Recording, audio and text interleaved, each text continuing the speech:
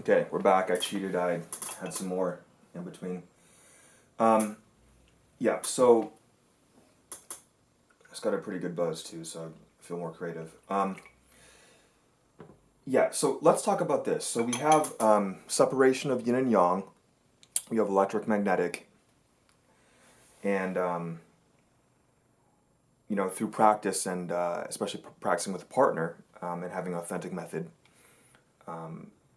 you begin to actually be able to embody that within your body. You can feel those things, you can increase them, you can harmonize them. You can, what they call zongding, you can come into more balance or realize when you're out of balance and start to cultivate practice to come into balance. You can use your environment, you can use different tools, different things in your environment to do that. You can use your qigong, your taiji, especially if you have an internal method, like a correct one. But the first thing, you really need to be able to separate yin and yang. Okay? So for some people, like a lot of men, they're yang deficient. They need more yang qi. So they need to do more standing, they need to do, more martial practice.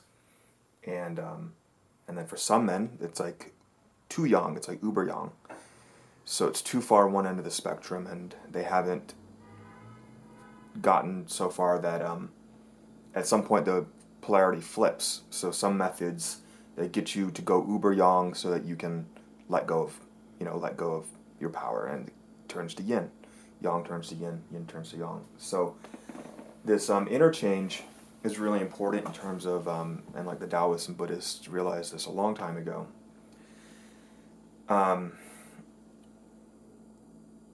That yin and yang need to balance. This is like the whole, mini workshop today with tea.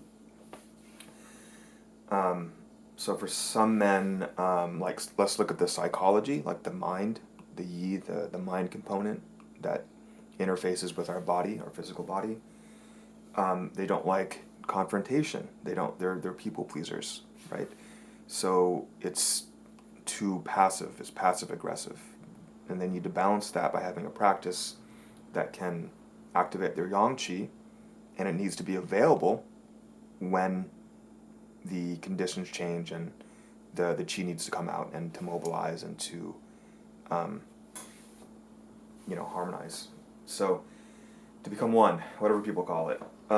So from a psychological level, I can always, my own process, like that was like a huge problem I had until I started to cultivate, and that, the wei qi, the qi of your body, it's like a super method. It does it for you, so you don't have to like go to a psychologist or go to someone outside of you. That can be helpful. It's like, the guru, and the guru, acts in a way that gets, hopefully, it's not just ripping you off, but it's like most America, gets you to reflect on who you are, your own process, right, yourself.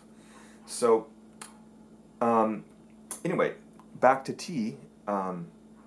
Using tea, let's say we break it down into the five elements. So we got water, earth, air, fire, and the fifth one is, for the model that I use is Akash. That's the way that my teachers taught me. And so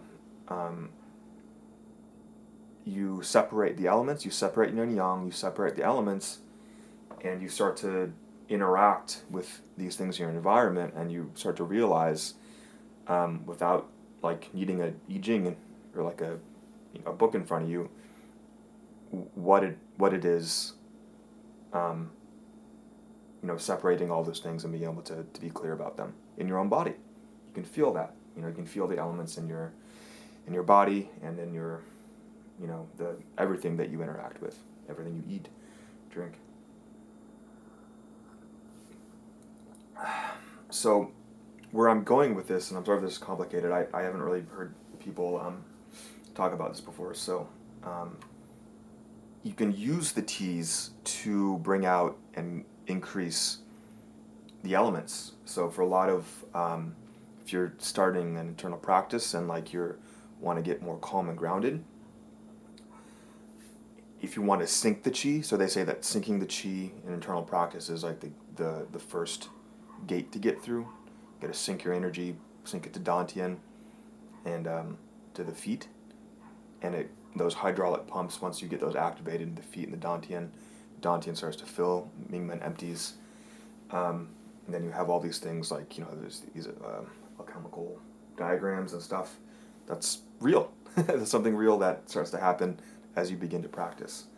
So using teas to help facilitate that, it's living and can help you do that. So if you're you want to sink more of your chi and get it to, ground out, and the more chi you can sink, the more you can bring up cleanly, and it's going to help your sung process. So you can, if you're a martial artist like me, you can issue better.